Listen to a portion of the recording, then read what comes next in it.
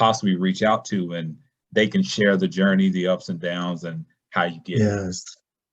And I want to amplify, I think that's a really good segue to amplify what Xavier said about reaching back. That is so important. And I think, you know, we're Black men talking. I think we have the deepest responsibility, frankly, to reach back and help those that look like us, not just because they look like us, but because we know how hard it is coming up ourselves, right? Like, there are very few people who are opening the door saying, hey, come on in, right? Like, you usually have to find it and kick it down, right? And so what if, just like other cultures, what if we can help open doors for other folks that have similar backgrounds and upbringings as us? And I just think we have that responsibility, and I take that personally. Yeah, it's awesome.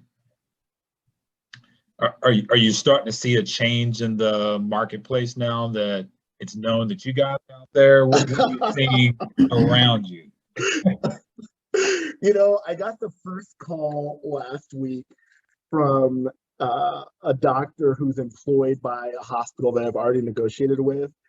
And spoiler is, I took him for about 1.1 million.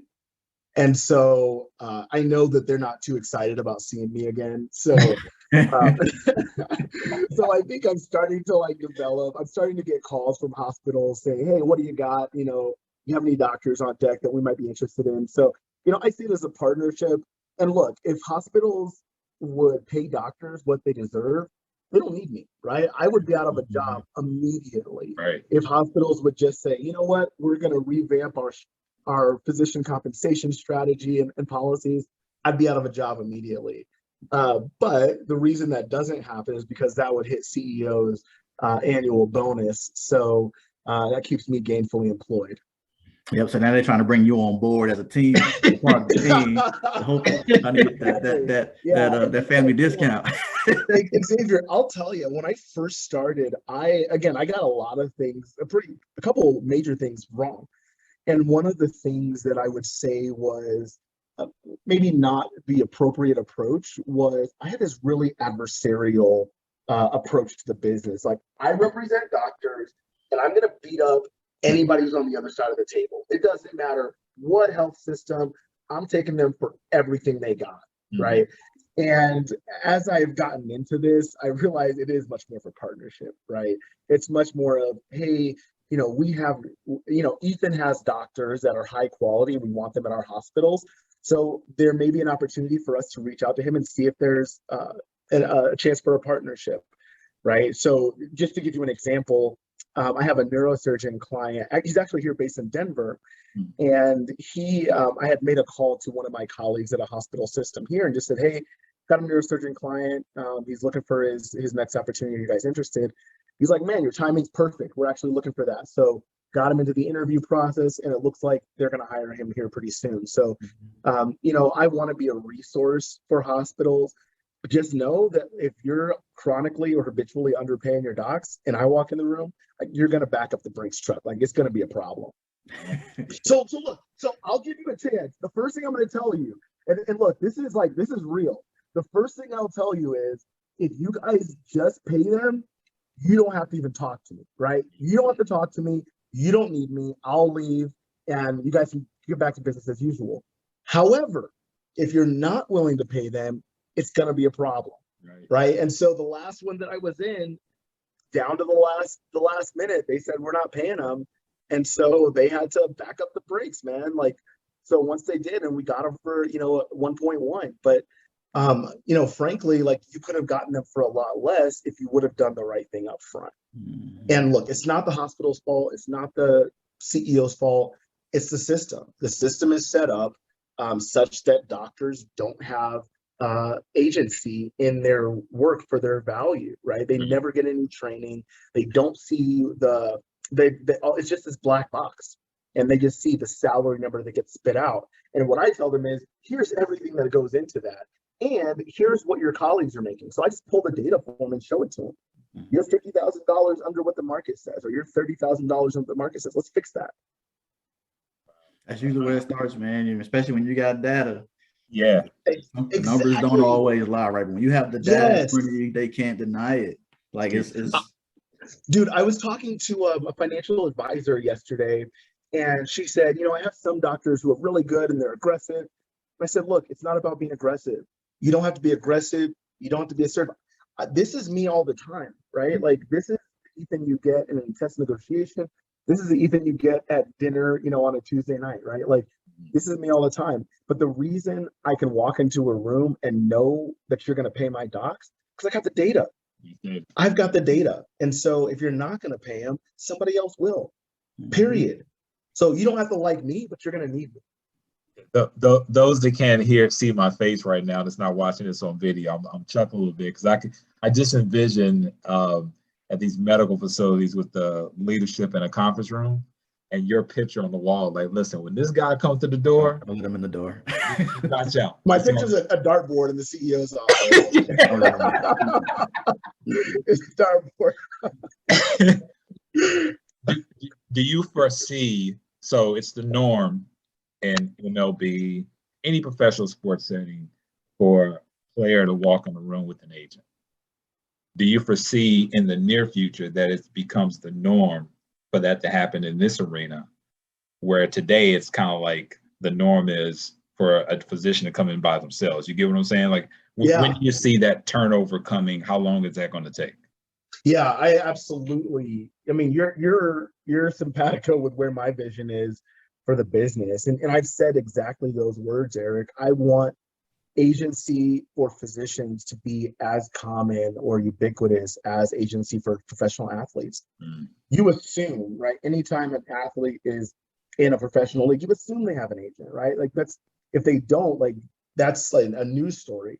Yeah. And so to me, I want for it to be as common for doctors. And, I know we might be a couple of years off from that. But, I want for there to be a very common understanding that if you didn't work with an agent, specifically Rocky Mountain Physician Agency, you took a hometown discount. Awesome. All right, man. So let's transition a little bit here on the Life Zone. We done talked about the life aspect of it, right? Let's get into some sports real quick. Do it. So I'm gonna safe to say you're a Broncos fan, right? Yeah, I follow Broncos. The acquisition of Russell Wilson. How you feel about that? Oh man, I mean, look, we won the Super Bowl. What was it, 5-6 years ago, maybe? And with Peyton Manning, and since having Peyton Manning, it has been a dumpster fire in Denver. And look, I mean, you guys have seen it. I mean, we've been a laughing stock. I mean, we had Vance Joseph, we had Vic Fangio for the last 3 seasons. And yeah, that accounts for the last 5 seasons. And it's been miserable. And frankly, if the NFL is a quarterback-driven league, and if you don't have a top-tier quarterback, it's really hard to be successful. And so, I think the Broncos have felt like they've been one QB away, and this is a litmus test. But I will say, man, like the timeline. So I listen to sports radio every day here.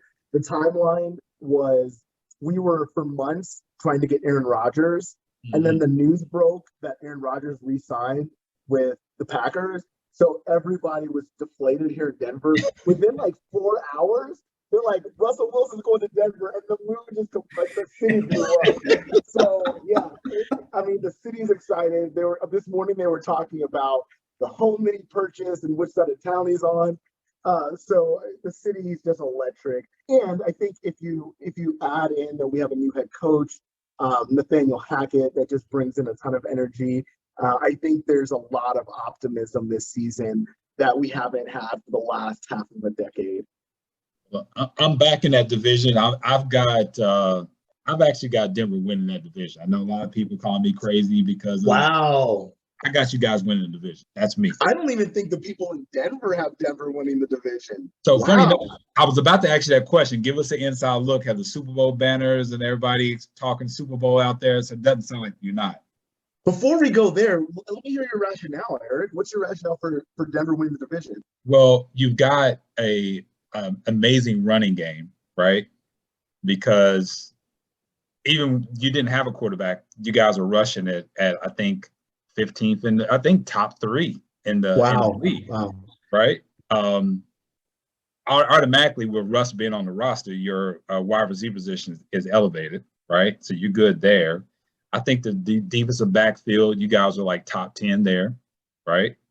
And I don't think anybody's scared of Kansas City anymore. Tyreek Hill's not there. You can run the ball and win a 17-14 game against Kansas City. They can definitely do it.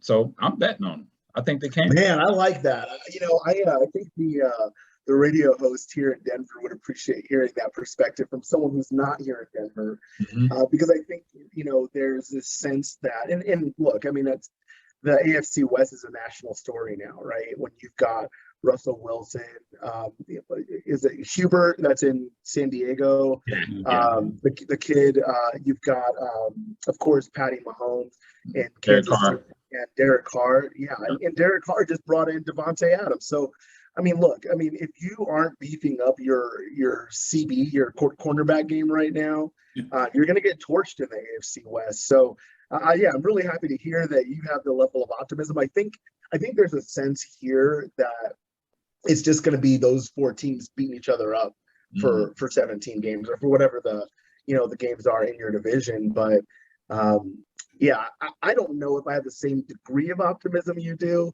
I will agree with you on the assessment on personnel, right? The wide receiver core is really strong. They just paid a couple of guys. I think Tim Patrick just paid a couple of their receivers quite well, who are really talented. So, I mean, I think we were a QB away. But look, I mean, defense wins championships, so you also have to make sure you're solid on that side of the ball as well. So, I mean, we'll see, man. Last year was hopefully the last year of the drought. This year we'll be in the conversation. Is the hope. I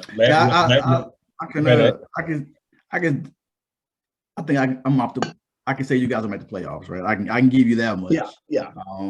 I would agree with that. If you don't win the division, you definitely get in as a wild card. I feel like you guys are one of the stronger teams in the AFC. So I'm excited to see. I told Eric on one of our podcast episodes, I said the AFC West is must-see TV now. Must-see TV. They should be game of the week every week. I don't know who they're playing or whatever that's looking like, but that competition level, they should be, like I said, game of the week, and they should be Sunday night, Monday night. They should whenever they on, I'm watching. I'm tuned in to that division. Yeah, totally agree. And Xavier, what jerseys do you have on your back wall? Oh, so I'm a Redskins fan, so that's Sean Taylor here, and then Doug Williams over there. Oh, that's cool. Okay. So Ethan, full transparency, we're both Washington Commanders. Okay.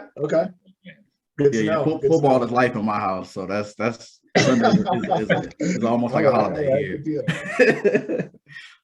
What's going on with the Nuggets out there? You guys should be in the playoffs, right?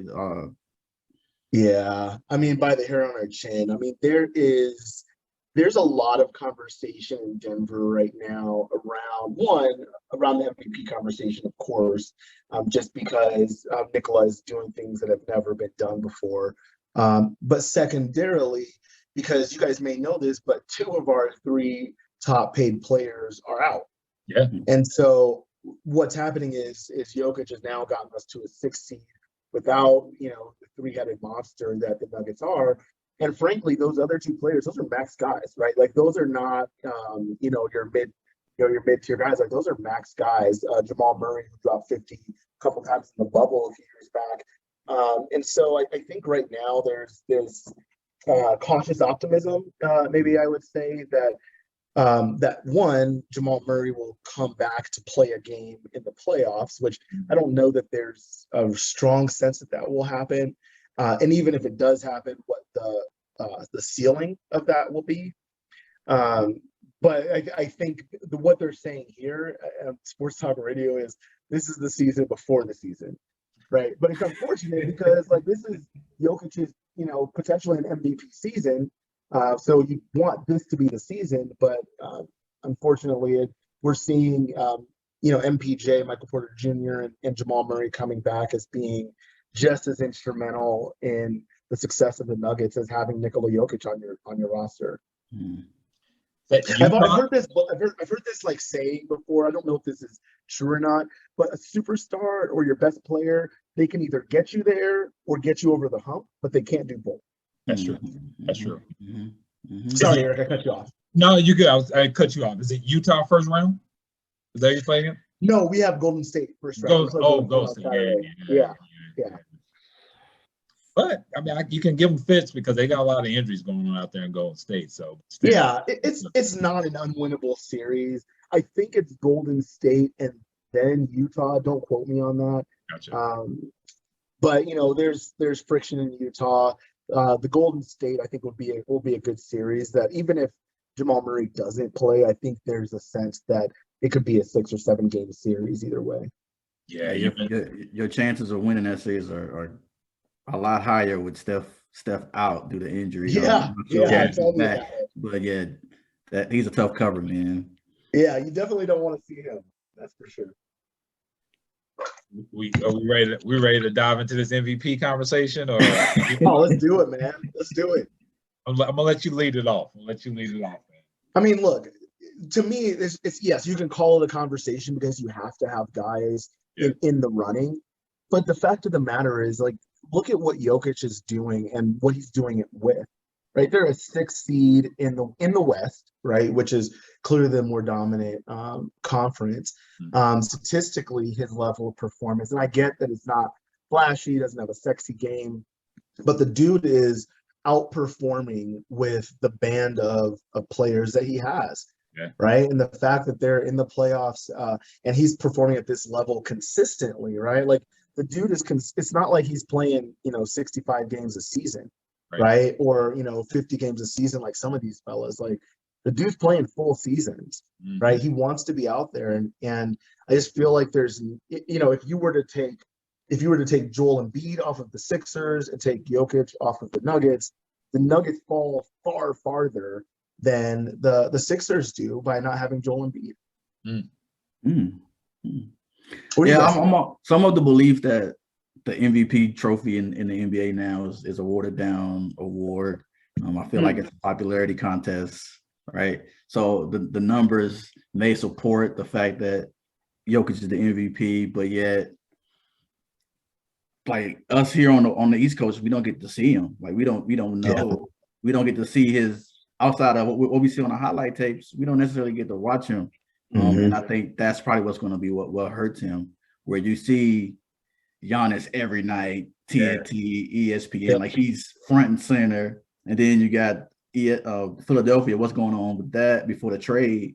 And now after the fact, the push, and then given Joel's comments about never winning, all that stuff is part of the narrative here that, for me, like, I just feel like the trophy itself, the award, it's not about who's the best player in the league or the most dominant. It's more so about who's the most liked player. And that takes away from the winner, in my opinion. Yeah. And Ethan, when we talked about the first time, you echoed kind of what I was saying, is that it has turned into a popularity contest. I agree with Ethan from the numbers. I mean, Jokic is the first 2,000 point, 1,000 rebound, 500 assist player in history. You can't argue with that. So by the numbers, he should be the MVP. Right?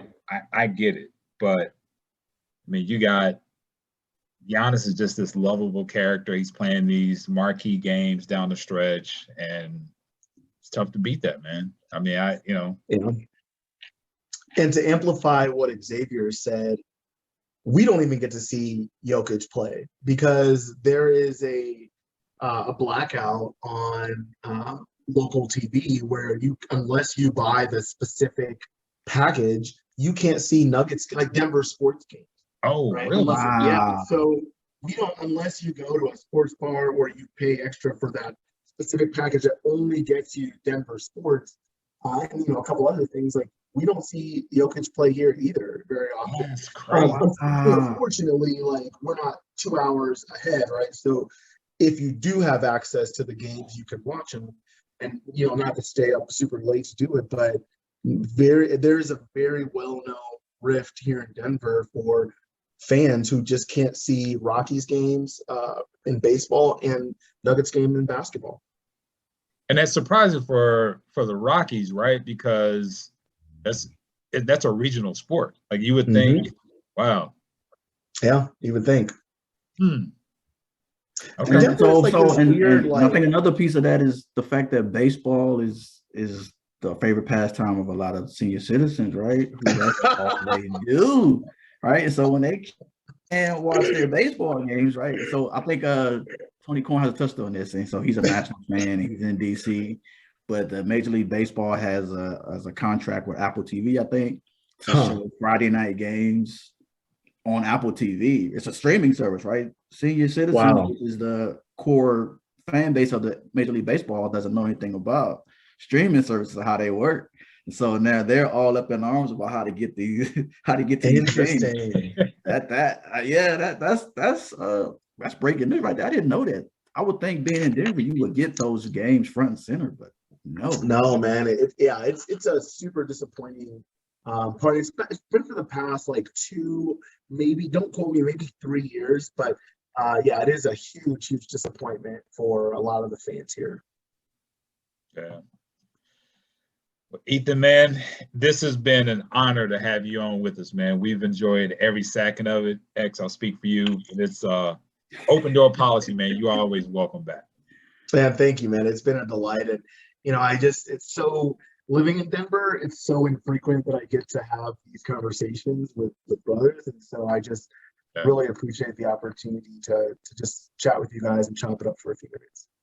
Hey man, whenever you want to join the conversation, man, you're always welcome back to the podcast. I appreciate that. I'll take you up on that. And that's absolutely, man. We appreciate it. Thanks for having us. Here's what I'm gonna do. I'm gonna set time up after Jokic wins the MVP just so I can come on and spike the football. Absolutely. Let's do that. I'm gonna call you. But on the other hand, now you got to save that same time for if he doesn't win. We can still have that conversation. Here's a 5 bullet point list of how they got it wrong. Yeah. So either for aspiring or current physicians, man, how can they find you? You want to use what we have here? Anything we can do to help? How can they find you? All that good stuff. Yeah, I would say first and foremost, you can find me on my socials, on Instagram, Physician Agency, same thing on Facebook. But really, I get a lot of phone calls from doctors on a daily basis, just saying, hey, tell me what you do. Tell me if my salary's in the ballpark. So call me, email me. My website is www.rmpa.co. That's Robert Mary Paul Adam.co. Send me a note. Like, I love talking about physician compensation and contracts, and I don't hit the clock and charge you as soon as you call me. I want to be a resource, and so I recognize that if I can help coach a doc through a situation they're going through, I want to be able to do that. So call me, email me, smoke signals. I'm happy to talk to docs. Absolutely. Well, that information will definitely be in the show notes. So we definitely appreciate everyone for listening today. Ethan, thank you again. Honored to have you here. This show is sponsored by Appliance Medic. For those of you in the Charlotte area, we're bringing your appliances to life. And also Phase Consulting. If your company has any kind of training, learning and development, portfolio management needs, be sure to contact Phase Consulting. You can download both of those companies in the iPhone and Android store. We'll talk to you soon. Peace. Peace.